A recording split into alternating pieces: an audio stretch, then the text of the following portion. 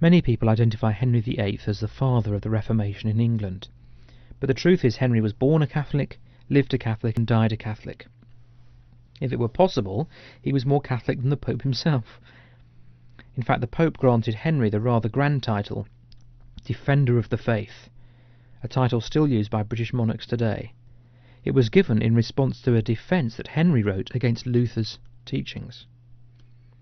Henry's Act of 6 Articles in 1539 reinforced the medieval doctrines of the Church. You can see the articles in your notes. While Henry was no Protestant himself, Protestantism was beginning to capture the imagination of some. Some of Henry's key leading government ministers were themselves secretly supportive of the reform movement. The first of these was Thomas Cromwell, Henry's chief minister. Despite his autocratic and sometimes tyrannical leadership style, Cromwell was instrumental in Henry's break from Rome over the issue of the divorce of Catherine of Aragon. The 1532 Act of Supremacy made the king the rightful ruler of both the country and the church, in effect the precise opposite of the Roman Church's position, which viewed the Pope as ultimate ruler over church and country. The most immediate result of this act was the confirmation of the break from Rome and the dissolution of the monasteries, which were considered hotbeds of dissent and rather conveniently, once dissolved, were sources of great income for the crown. Cromwell himself had leanings towards the teachings of Luther, but at a time when such views were still punishable by death, he kept them well hidden. He was actually beheaded in 1540 after trying to fix up Henry with an unseen Protestant bride called Anne of Cleves, who turned out to be less than the looker Henry was after. Cromwell's greatest gift to the English reform movement was almost certainly the translation of the Bible into English. He persuaded Henry that this could be his monumental legacy, and in 1539 the Great Bible was issued, a copy of which was placed in every church. You can read more about the Bible in English in the notes. The other chief secret reformer of the time was the Archbishop of Canterbury, Thomas Cranmer, who came to be one of the most significant figures in the English Reformation. Cranmer was a secret reformer on a grander scale than his colleague Cromwell. He had even secretly married whilst on a trip to Germany, and this at a time when Henry's laws still required the clergy to be single and celibate. Henry's death in 1547 brought his son Edward VI to the throne, aged 9. Though he was young, he had been well tutored by Cranmer and others, and he was a precocious church reformer.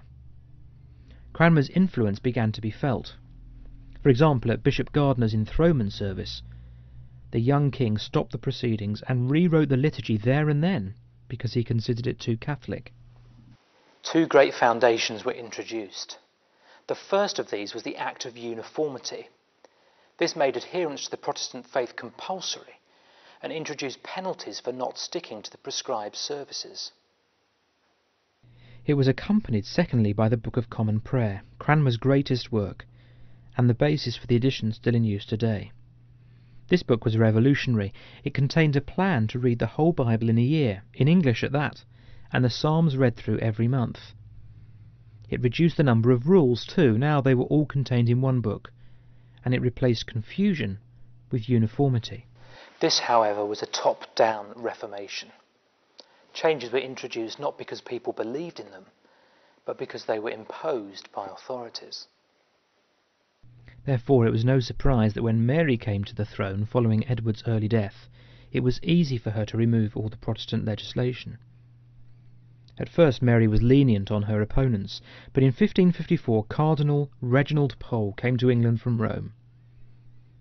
He encouraged Mary to pass laws punishing heresy severely, and so began Mary's bloody reign. First to the stake was John Rogers, who had been the editor of the English Bible in Henry's reign. Following closely behind were Bishops Ridley, Latimer and Hooper, and Cranmer himself. In 3.5 years, 274 Protestant martyrs were burnt. At first it appeared that Mary had reversed the effects of the early Reformation in England. People had begun to return to the superstitious religion they knew and loved, but the burnings proved to be a mistake. They alienated common people, and the nobles who had tasted freedom would not be outwitted so easily. Mary's reign was thankfully short, and everything changed again with the arrival of good Queen Bess, Elizabeth, who came to the throne in 1558. Elizabeth was neither as pure nor as Protestant as history sometimes likes to make out. She had a huge intellect, though, and was conversant with Greek and Latin before the age of 9.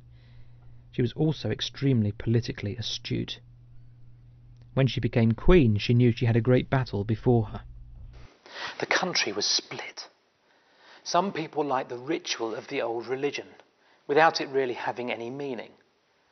Thinking people had seen the reality of the Reformation and its ideals. Well, her hand was eventually forced by the Pope.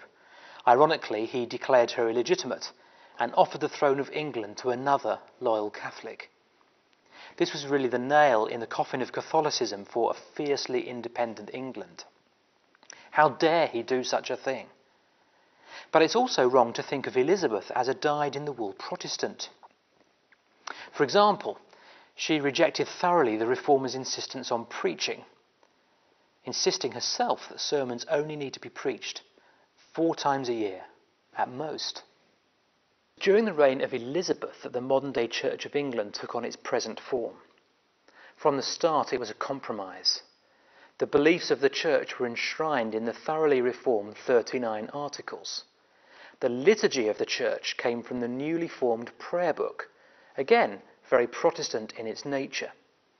But the practices of the Church, well, many of these practices were the old Catholic practices, ones that had been reintroduced by Mary: special clothes for the clergy, candles, bells, paintings in the church. So many of the outward signs of Catholicism were retained. No wonder people were confused.